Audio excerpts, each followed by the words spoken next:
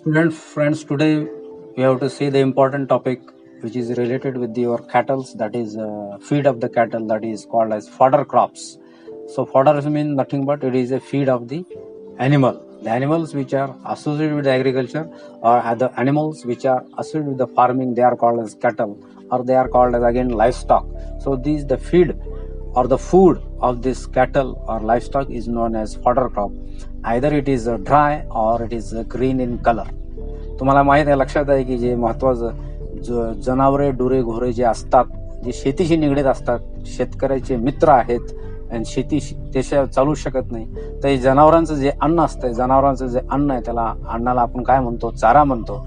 आणि चारा म्हणजे फॉडर, ते की हिरव्या स्वरूपात असतं आणि वाळलेल्या स्वरूपात असतं. तर आज आपल्याला या फॉडर क्रॉप बद्दल आपल्याला माहिती घ्यायची आहे. So what is mean of the fodder? Fodder is nothing but that is the feed of the cattle. मग या फॉडर क्रॉप जे असतं, हे फॉडर क्रॉपची वैशिष्ट्ये असतात. That is they are called as the characters. So what are the important good characters of this fodder crop, which is the ideal typical fodder for the cattles by which the dry animals and milch animals get benefited. म्हणजे चारा चांगला असलं की जे दुभते जनावर आहेत आणि जे कोरडे जनावर आहेत, जसं त्याच्यामध्ये बैल म्हणता येईल आणि गाय म्हशी म्हणता येईल, ह्या गाय म्हशी आणि बैलांसाठी जो लागणारा चारा आहे, तर ह्या चाराची गुणवैशिष्ट्य काय ते आपण पाहणार आहोत. तर प्रश्न दुसरा आणि तिसऱ्यामध्ये 2 मार्काला नेहमी विचारतात तुमच्या 12वीच्या बोर्डाच्या पेपरमध्ये 2 मार्काला, what are the important characters of the good fodder crop. तर पहिलं बघायचं आपल्याला की पहिलं फॉडर कॅरेक्टर काय आहे. पहिलं महत्वाचं आहे, it should require minimum tillage operation. म्हणजे लक्षात आलं असेल तुम्हाला, टिलेज म्हणजे मशागत. म्हणजे चाऱ्याचं पीक आपलं असं पाहिजे की ज्याला मशागतीची कामे कमी लागली पाहिजे. कमी मशागत करून आपल्याला जास्तीत जास्त चारा आपल्याला हा उपलब्ध झाला पाहिजे जनावरांना. तो हिरवा असेल किंवा मग वाळलेला असेल. So it should require minimum tillage operation. दुसरं महत्वाचं कॅरेक्टर आहे, the fodder crop should be non-injurious, easily digestible and palatable one. त्या 3 गोष्टी या मुद्द्यामध्ये सांगितलेल्या आहेत. तर जे चारा आहे तो चारा कसा असला पाहिजे, नॉन टॉक्सिक, त्याच्यामध्ये काही विषारी घटक नसले पाहिजेत, तो आवडीने त्या जनावरांनी आवडीने खाल्लं पाहिजे आणि तो पचला पाहिजे चांगला. So it should be non injurious, easily digestible and palatable. तिसरा महत्वाचा मुद्दा आहे, it should give maximum number of cutting under irrigation. म्हणजे जिथं पाण्याची उपलब्धता त्या शेतकऱ्याकडे असेल, पाणी असेल, तर पाण्याचा स्रोत असेल, माध्यम असेल, तर ते पाणी उपलब्ध असताना ते चाऱ्याचं पीक त्यांनी चांगल्या कापणी, जास्तीत जास्त 5 ते 6 कापणी त्याच्या हंगामामध्ये त्यांनी दिल्या पाहिजे. It should give maximum number of cutting under irrigation. चौथा आहे, it should be quick growing and early maturing. चाऱ्याचं पीक असं असलं पाहिजे की ते जलद झपाट्यानं आणि लवकर परिपक्व झालं पाहिजे. म्हणजे मॅक्झिमम 30 ते 60 दिवसात तो तयार झाला पाहिजे. 30 ते 60 दिवसामध्ये तयार होत असताना म्हणजे ते जनावरांना उपलब्ध असेल आणि त्यांनी मॅक्झिमम कटिंग दिल्या पाहिजे. So it should give maximum number of cuttings and early maturing. लवकर परिपक्व होणारा आणि जास्त कापणी देणारा त्या चाऱ्याचा गुणधर्म आहे. आणि शेवटचं 5वं जे महत्वाचं गुणधर्म आहे, it should can be stored in the form of हे ऑर सायलेज. हे आणि सायलेज म्हणजे काय? तो चारा असा असला पाहिजे की तो हे आणि सायलेजच्या स्वरूपात त्याला आपल्याला साठवता आला पाहिजे, स्टोअर करता आला पाहिजे. हे is nothing but that is the green fodder which is cultivated in one season. It is stored, it is dried, it is stored and it is used in the next season for the cattles. म्हणजे थोडक्यात सांगता येईल, हे किंवा silage, हे आणि silage म्हणजे काहीही नसून हिरवा चारा आहे तो एका हंगामात वाढवायचा, त्याला वाळवायचं आणि वाळल्यानंतर दुसऱ्या हंगामात जनावरांसाठी उपयोग आणायचं. म्हणजे हे आपलं शेवटचं महत्वाचं कॅरेक्टर आहे. So the green fodder should which is stored and it is dried and it is stored, that is called as hay or silage. So the fodder should be can be stored in the form of hay or silage. So these are the 5 important characters of the good fodder crop you must remember, which is asked in the examination for 2 marks in question number 2 and 3. Now this is in short about your what is the fodder and what are the characters.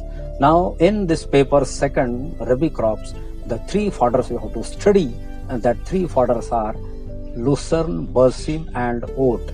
Lucerne grass म्हणता येईल, berseem grass म्हणता येईल, ओट grass म्हणता येईल. ही 3 मुख्य चाऱ्याची पिकं आहेत की जी हायली न्यूट्रिशियस आहेत, हायली न्यूट्रिशियस प्रोटीनस फॉडर म्हणता येईल, ठीक आहे, जनावरांना उपयोगी आहेत.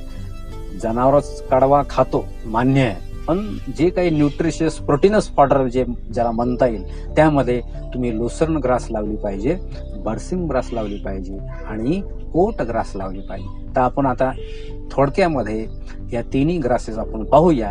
तर पहिली तुम्हाला लिहून घ्यायची आहे, पहिली आहे लुसर्न ग्रास. लुसर्न ग्रास म्हणजे तिला आपण असं अल्फा अल्फाही म्हणू.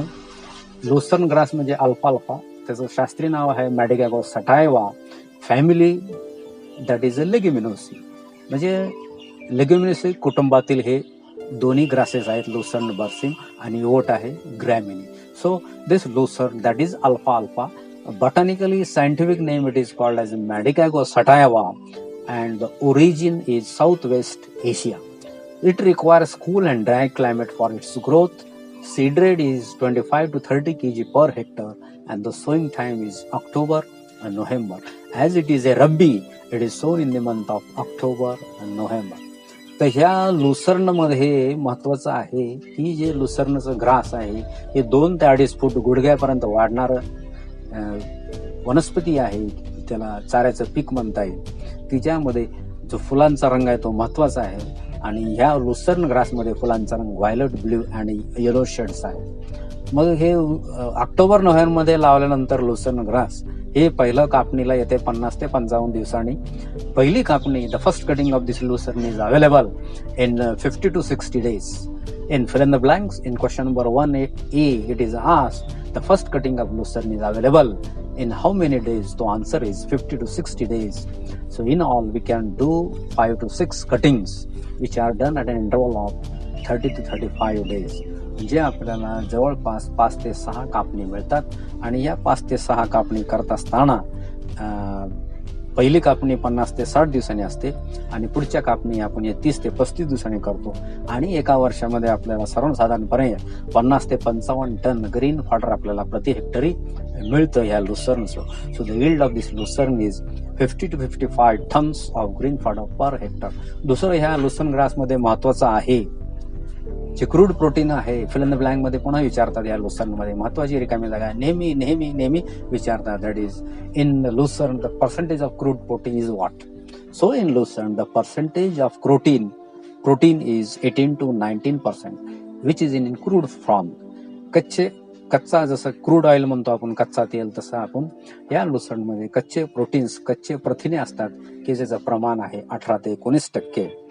So in short, this is a lucerne, which is an important, highly nutritious proteinous fodder, which is palatable one and useful for the milch and dry animals. Now you have to see the second our grass, that is a fodder, that is berseem grass, which is called as Egyptian clover. That is originated from the Egypt. You know, this Egypt is a famous where the pyramids are there with the 7 wonders of the world. That Egypt is the origin of this berseem grass. That is, so it is called as the Egyptian clover, and scientifically it is known as Trifolium alexandrium. Botanical name आहे Trifolium alexandrium. Family आहे लेग्युमिनोसी, origin Egypt आहे आणि याचं seed rate आहे 20 ते 25 seed rate आहे 10 to 15 kg per hectare. And the flower color is white and yellow. Lucerne मध्ये flower colour काय? Violet blue with yellow shade. आणि बर्सिम मध्ये फ्लावर कलर आहे white and yellow. Don't confuse among these two. So this color of the flower is always asked in the examination. So what is the color of the lucerne and what is the color of the berseem? So color of the lucerne flower is violet blue with a yellow shade, and the color of the berseem is flower color. It is white and yellow. The seed rate is 10 to 15 kg per hectare. Yield is 20 to 25 tons of green fodder. First cutting is available in 50 to 60 days after sowing. The next cuttings are done at an interval of 30 to 35 days. In all, we get 4 to 5 cuttings and yield is 20 to 25 tons per hectare. Now, third important fodder is that is oat. Oat is also like, it resembles like or it looks like your paddy. जशी साळ असते ना आपल्या शेतामध्ये, जसं साळ आणि ओटाचं पीक एका ठिकाणी आणलं तर तुम्ही ओळखू शकणार नाही हे ओट आहे आणि हे साळ आहे. सो हे साळीसारखं दिसणारं एक पीक आहे, 2 ते 2.5 फूट उंचीचं वाढणारं आहे. तर ओटची फॅमिली आहे ग्रॅमिनी, लक्षात घ्यायचं.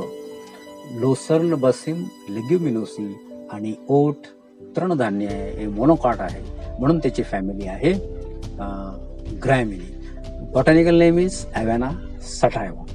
Origin is Asia. एशिया खंडातील हे पीक आहे. एशिया खंडात त्याचा जन्म झालेला आहे. ओटचं रबी फॉडर आहे, इम्पॉर्टंट फॉडर आहे. त्याच्यामध्ये 10 ते 12% प्रोटीन असतं. 10 ते 12% प्रोटीन असतं. पहिली कटिंग आपली ही 50 ते 55 दिवसांनी घेतात आणि दुसरी कटिंग ह्याची महत्वाची आहे की जी milky stage or in duff stage. So second cutting of oat is done at milky or duff stage, which is the important. Again, it is asked in the examination question number 1A. Second cutting of oat is done at which stage? So your answer you must write your answer. The second cutting of the oat is done at milky stage or that is at duff stage. Per hectare yield of this oat is 500 to 600 quintals per hectare. So in short, these are the 3 fodders you have to remember. In the examination, it is asked for 2 to 3 marks. These 3 fodders, that is lucerne, berseem, oat. Thank you.